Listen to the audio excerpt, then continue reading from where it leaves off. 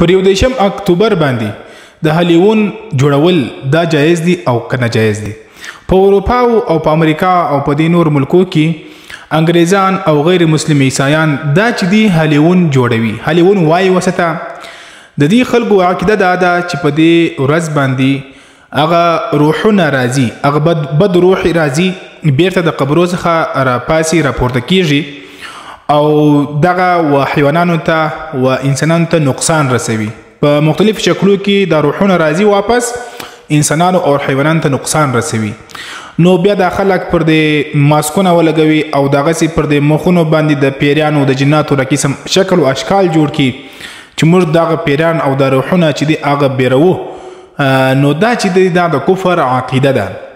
دغسې کول د مسلمان لپاره بالکل حرام دي او د دوی په دا مجلسو کې په دې شانو کې ګډون کول، په دوی سره شاملېدل دا بالکل ناجایزه او حرامه ده.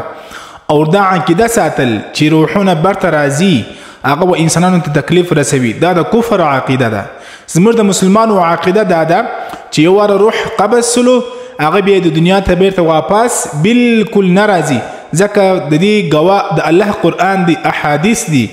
علما فرمایي چې د دې عقیدو څخه تاسې ځان وګورئ او تاسې ځان جن بچاو کړئ او په دا ضروري خبره تاسو ځان در سره خبر کړئ او دا ویډیو مخکې در سره شیر کړئ چې موږ مسلمانان د دې شي څخه ځان راوګرځوي، ځکه چې رسول الله فرمایي صلی الله علیه وسلم من تشبه بقوم فهو منهم، چا چې د کم قوم سره مشابهت اختیار کړي هغه د هغو څخه دی، یعنی هغه د هغه قوم څخه دغه حشر را کیږي او په ورځ د آخرت به د هغه قوم کې دی راپورته کیږي.